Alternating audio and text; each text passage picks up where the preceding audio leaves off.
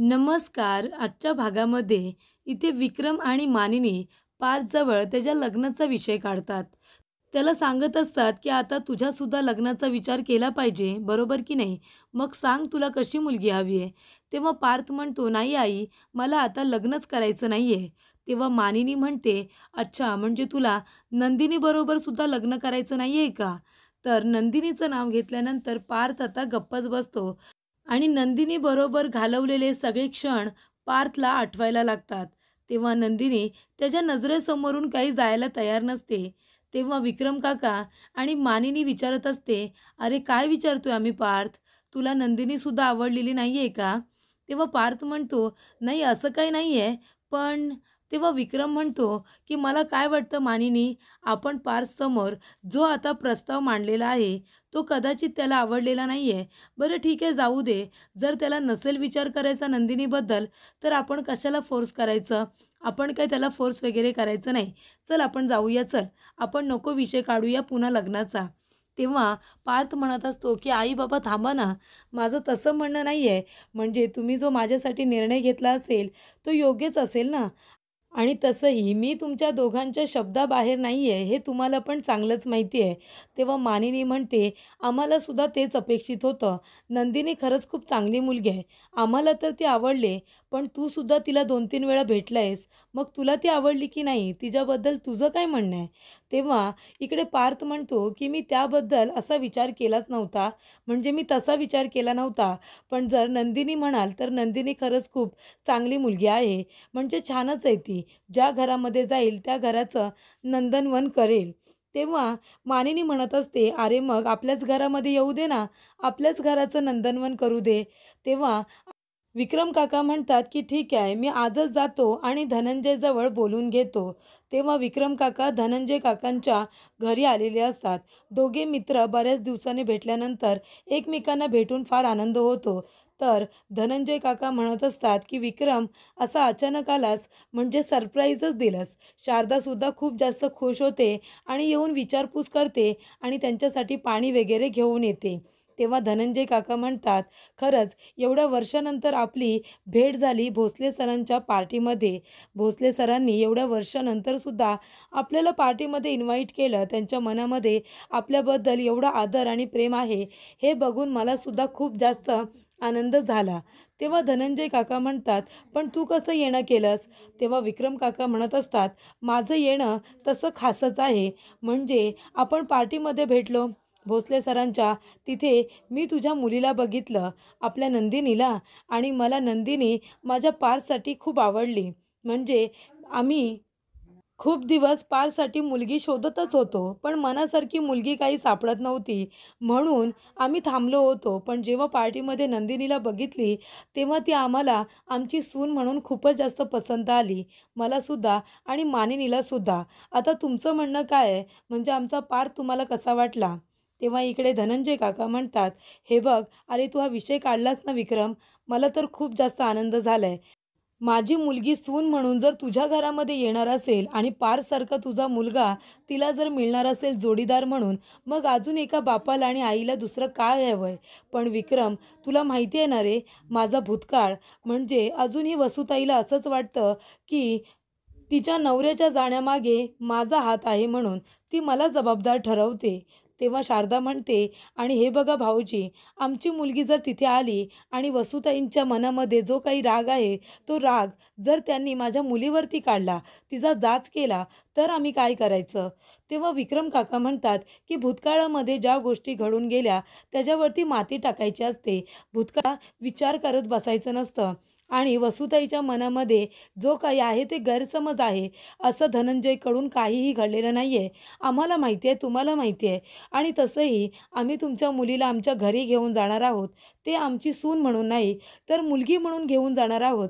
तेव्हा तुम्ही काळजी करू नका. आम्ही आहोत ना तिच्या पाठीशी खंबीरपणे. आम्ही तिची काळजी घेऊ." तेव्हा धनंजय काका म्हणतात, "मग माझी काहीच हरकत नाही आहे. जर तुझं घर माझ्या मुलीला मिळणार असेल सासर म्हणून, तर मी उगाच कशाला निराश होऊ." तेव्हा इकडे आता धनंजय काकांना आठवतं, ज्या वेळेला इथे कंपनीमध्ये हडताळ झालेली असते तेव्हा इथे धनंजय काकांनी यशवंत काकांना फोन केलेला असतो आणि विचारलेलं असतं की यशवंत तू कुठे आहेस. तेव्हा ते म्हणालेले असतात की इथं जी काही हडताळ चालू आहे ती मी बंद करायला आलो आहे. आणि तेव्हाच बंद करत असताना माणसांना शांत करत असताना त्यातल्या एका माणसाने बाहेर येऊन त्यांच्या पोटामध्ये चाकू खुपसलेला असतो आणि त्यांची हत्या केलेली असते. धनंजय काकांचा त्याच्यामध्ये काहीही संबंध नसतो, पण इथे वसू हत्याला असं वाटत असतं की धनंजय माझ्या नवऱ्याच्या मृत्यूला तू जबाबदार आहेस. त्याच्यामुळे जरी कोर्टाने तुला शिक्षा दिली नसली तरीसुद्धा मी तुला कधीही माफ करणार नाही. मी कधीही विसरणार नाही की माझ्या नवऱ्याची हत्या तुझ्यामुळे झालेली आहे. त्याच्यामुळे तू तुझ्या आयुष्यामध्ये कधीही खुश राहणार नाही, कधीही सुखी होणार नाही, असा मी तुला श्राप देते. आणि वसू हत्याने धनंजय काकांना श्राप हा दिलेलाच असतो हे सगळं आता त्यांना आठवतं. तर पार्थने बोलावलेलं असतं नंदिनीला कॅफेमध्ये भेटायला. तेव्हा नंदिनी म्हणते, तुम्ही मला एवढं अर्जंटली बोलून घेतलं, काही प्रॉब्लेम नाही आहे ना, सगळं काही ठीक आहे ना. तेव्हा पार्थ म्हणतो, तुमच्या नेहमी डोक्यामध्ये फक्त हेच चालू असतं का? माणूस तुम्हाला सहज असं कॉफी घ्यायला बोलू शकत नाही का? तेव्हा नंदिनी म्हणते, तुम्ही मला कॉफीसाठी इथे बोलावलंत. तुम्हाला माहिती आहे मी हातातली कामं सोडून आली आहे. तुम्हाला काही महत्त्वाचं बोलायचं आहे का माझ्याबरोबर? मला असं वाटलं म्हणून मी लगेच तातडीने निघून आले. तेव्हा पार्थ म्हणतो, की नाही असं काही एवढं बोलायचं नाही आहे. तेव्हा नंदिनी म्हणते म्हणजे?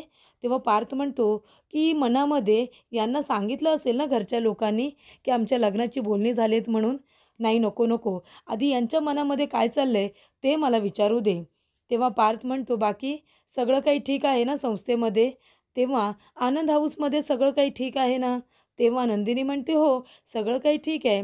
बाकी सगळे ठीक आहेत ना? तेव्हा नंदिनी म्हणते, सगळं ठीक आहे. हे विचारायला तुम्ही मला इथे बोलावलंत का? तेव्हा पार्थ म्हणतो, नाही हो, सहजच. बाकी घरचे घरचे सगळे ठीक आहेत ना? त्यांच्याशी तुमचं काही बोलणं झालं का? तेव्हा नंदिनी म्हणते, कशाबद्दल? तेव्हा पार्थ म्हणतो, नाही, आपण पार्टीमध्ये नाही का भेटलो होतो? तिथे आपल्या कुटुंबाची सुद्धा भेट झाली कितीतरी वर्षानंतर. त्याबद्दल काही बोलणं नाही झालं ना? असं वेगळं काही घडलं नाही ना त्यानंतर? तेव्हा नंदिनी म्हणते, वेगळं काही घडायला हवं होतं का? जे तुमच्या घरी घडले आणि आमच्या नाही? तेव्हा पार्थ म्हणतो, असं काही नाही आहे. मी सहजच तुम्हाला इथे बोलवले गप्पा मारायला. तेव्हा नंदिनी म्हणते, पार्थ, हे बघा मी तुम्हाला खूपच असं डिसेंट समजत होते, पण मला कळत नाही आहे की तुम्ही आज असे पजगल का वागताय? म्हणजे तुम्ही सिरियसली मला इथे कशाला बोलवले? काही महत्त्वाचं बोलायचं आहे म्हणून का? तेवढ्यातच इथे पार्थ काही सांगायला तयार नसतो. तिच्या आईचा फोन येतो. तेव्हा ती फोन आधी कट करते आणि म्हणते, पार्थ तुम्ही बोला. तेव्हा पार्थ म्हणतो, नाही, नाही, तुम्ही तुमच्या आईचा फोन घ्या. आई-वडिलांचा फोन आलेला कधीच असा कट करायचा नाही. त्यांना काहीतरी महत्त्वाचं सांगायचं असेल, बरोबर ना? तेव्हा नंदिनी म्हणते, ते माहिती आहे मला सगळं, पण तुम्ही काही महत्त्वाचं बोलायचं असेल म्हणून मी आधी कट केला. मी आईजवळ नंतर बोलेन. तेव्हा पार्थ म्हणतो, नाही, काहीतरी इमर्जन्सी असू शकते. फोन आधी आईचाच उचला. तेव्हा पुन्हा इथे आईचा फोन आलेला असतो. तेव्हा नंदिनी म्हणते, आई बोल ना. तेव्हा शारदा म्हणत असते, की नंदिनी लगेचच्या लगेच घरी निघून ये. हे बघ मला तुला एक आनंदाची बातमी सांगायची आहे, पण ती मला फोनवरती सांगायची नाही आहे. मला समोरासमोर तुला आनंदाची बातमी सांगायची आहे. तेव्हा तू लवकर अर्जंटली घरी ये. तेव्हा नंदिनी म्हणत असते, की बघितलंत, सगळ्यांना मला अर्जंटली बोलवायचं आहे, पण सांगायचं काही नाही आहे. आता आईने सुद्धा मला अर्जंटली घरी बोलावलं आहे. तुम्हीसुद्धा बोलावलंत, तुम्ही काही नाही सांगितलं. आईला काय सांगायचं आहे काय माहिती. तेव्हा पार्थ म्हणतो, की तुम्ही घरीच जा, आईला जाऊन भेटा, आई तुम्हाला सांगेल. तेव्हा नंदिनी म्हणते, तुम्हाला जे बोलायचं आहे ते आई सांगणार आहे का? तेव्हा पार्थ म्हणतो, नाही तसं नाही, म्हणजे मी नाही सांगितलं ना तुम्हाला, मग आई तरी सांगतील. तेव्हा नंदिनी म्हणते, याचा अर्थ शेवटपर्यंत तुम्हाला नाहीच सांगायचं आहे की तुम्हाला माझ्याशी काय बोलायचं आहे ते. तेव्हा पार्थ म्हणतो, नाही, मी उद्या सांगतो, मी नेक्स्ट टाईम सांगेन, तुम्ही आधी घरी जा, आई काय सांगतायत ते बघा. तेव्हा नंदिनी म्हणते, ठीक आहे, आणि ती निघून जाते. तर इथे बोलता बोलता पार्थला घाम फुटलेला असतो. तर शारदा म्हणत असते, की हे बघा, म्हणजे पार्थ खरंच खूप चांगला मुलगा आहे. आपल्या नंदिनीला शोभेल असं आहे आणि घराणंसुद्धा विक्रम भाऊजींचं सुसंस्कृतच आहे. सगळं काही चांगलं आहे. पण वसुताई काय म्हणतात, म्हणजे त्या तुम्हाला जबाबदार ठरवतात आणि त्या घरामध्ये विक्रम भाऊजी दिवसभर तर नसणार आहेत. वसुताईंना जर आपल्या मुलीवरती राग काढायचा असेल, तर त्या कधीही काढू शकतात, तिचा जाच करू शकतात. मग आपण काय करायचं? आपल्या मुलीला त्या घरामध्ये देणं योग्य आहे का? अजूनही वसुताईने आपल्या मनामध्ये राग साठवून ठेवला आहे. धनंजय काका म्हणतात, शारदा, अगं तिचा विचार केला तर एवढं चांगलं घर हातातून निघून जाईल. आणि विक्रम आणि मानिनी वहिनी कशा आहेत ते तुला चांगलंच माहिती आहे. आपल्या मुलीला चांगलं ठेवतील. आणि विक्रम म्हणालाय ना, आपण इथे जेवढं तिला आनंदी ठेवतो त्याच्यापेक्षाही जास्त ते लोक तिला आनंदित ठेवतील. मग आपण आता वसुताईचा विचार नको करायला, आपल्या मुलीच्या सुखाचा विचार करूया. नंदिनी येते, म्हणते, आई बाबा काय झालं, एवढं अर्जंटली का बोलावून घेतलं, सगळं काही ठीक आहे ना? तेव्हा धनंजय काका म्हणतात की बाळा, सगळं काही ठीक आहे, तुझ्या आयुष्याचा एक महत्त्वाचा निर्णय घेतला आहे. तेव्हा नंदिनी म्हणते, काय बाबा? हे बघा, आता तुम्ही उत्सुकता वाढवू नका, पटकन मला सांगा की काय घडलं आहे. तेव्हा इथे धनंजय काका म्हणतात की बाळा, आम्ही तुझ्या लग्नाचा निर्णय घेतला आहे. तुला माहिती आहे ना, माझा मित्र विक्रम जो भोसले सरांच्या पार्टीमध्ये भेटला होता, त्याचा मोठा मुलगा पार्थ, त्याने त्याच्या पार्टसाठी तुझा हात मागितलेला आहे. त्याने मागणी घातली आहे तुला. तेव्हा आम्ही तर होकार दिलाय. तुझं काय म्हणणं आहे ते विचारायचं आहे.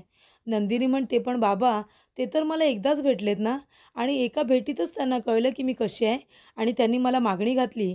तेव्हा धनंजय काका म्हणतात, बाळा, अगं एक नजरसुद्धा पुरेशी असते गं, मुलीला ओळखायसाठी, मुलाला ओळखायसाठी. तसंही पार्थ खरंच खूप चांगला मुलगा आहे. तशी त्यांनासुद्धा तू आवडलीच असशील ना. आणि तसंही तुझ्या स्वभावाबद्दल विक्रमला लहानपणापासूनच माहिती आहे. कारण तुम्हाला लहानाचं मोठं होताना त्याने सुद्धा थोडंफार बघितलं आहे.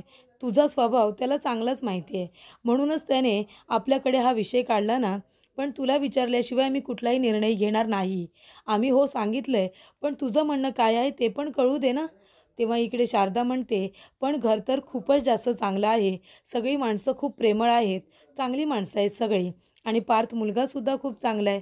तेव्हा नंदिनी म्हणते की आई बाबा, मी काय बोलणार, तुम्ही माझ्यासाठी जो काही निर्णय घेतला असेल तो योग्यच असेल ना.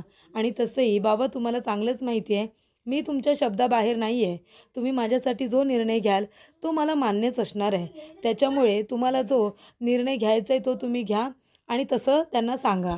तेव्हा धनंजय काका म्हणतात की मला माहितीच होतं, माझी मुलगी कधीच माझा शब्द खाली पडू देत नाही, आणि कधी माझा शब्द मानत नाही असं होत नाही. तेव्हा शारदा म्हणत असते, खरंच म्हणजे माझ्या मुलीचं करावं तेवढं कौतुक कमीच आहे. फायनली आता माझ्या मुलीचा होकार आलेला आहे, तेव्हा तुझं लग्न ठरणार. तर इकडे सगळेजण तिचे लाड करत असतात, कारण तिने लगेच होकार दिलेला असतो. आपल्या आईवडिलांचं म्हणणं ते माझं म्हणणं असं म्हणाल्यानंतर आईवडिलांना दुसरं काय हवं असतं. तेव्हा इथे आरोही येते आणि काव्या येते. काव्या म्हणत असते, आरोही बघितलंस का, म्हणजे इकडे फक्त ताईच कशी चांगली, ताईच कशी गोड, ताईच कशी सुसंस्कृत, हे सगळं बोलणं चांगलं आहे, आणि आपण आपलं तर कुणी काही लाडच करत नाही बाबा. तेव्हा धनंजय काका म्हणतात, काय काय झालं, तुमचे लाड काय कमी केले? तेव्हा इकडे आता आमचे जर असे लाड करण्यात आले नाही तर आम्ही दोघीजणी उपोषणाला बसू, भूक हडताळ करू. तेव्हा काका म्हणतात, ठीक आहे, करा. तेव्हा इथे तुमच्या मागण्या तरी काय आहेत ते तरी सांगा. शारदा म्हणते की जळतायत दोघीजणी माझ्या लेकीवरती. धनंजय काका म्हणतात, बरं तुम्ही आता भूक हडताळ करताय, तुम्ही तुमच्या मागण्या सांगा ज्या पूर्ण झालेल्या नाही आहेत. तेव्हा इथे काव्य म्हणते की आम्ही सांगतो ना. तर जसं तुम्ही ताईवरती प्रेम करता, आमच्यावरती सुद्धा सेम प्रेम करायचं. जसा ताईला जीव लावता तसा आम्हाला सुद्धा लावायचं, आमचे सुद्धा लाड करायचे. ह्या आमच्या मागण्या आहेत. बरं ते सगळं जाऊ दे. आज जरा स्पेशल ताईचं कौतुक सेशन जे ठेवलं होतं ते कशासाठी, असं काय घडलं आहे? तेव्हा धनंजय काका म्हणतात, ताईचं लग्न ठरलेलं आहे, ताईसाठी स्थळ आलं आहे. माझा मित्र विक्रमादित्य मोहिते, त्याचा मोठा मुलगा पार्थ, ह्याच्यासाठी ताईला मागणी घातलेली आहे, आणि आम्ही होकार दिला आहे, आणि ताईने सुद्धा. तेव्हा इकडे काव्या आणि आरोही दोघेही खूप जास्त खुश होतात. आरोही म्हणत असते की ताई, मला तुझ्यासाठी खरंच खूप आनंद होतोय. आता आपण खूप जास्त शॉपिंग करायची. तेव्हा काव्या मनामध्ये विचार करत असते, अरे वा, बाबांनी किती छान निर्णय घेतलाय. म्हणजे मी ज्या घरामध्ये जीवाची बायको होऊन जाणार आहे त्याच घरामध्ये ताईसुद्धा जाणार आहे.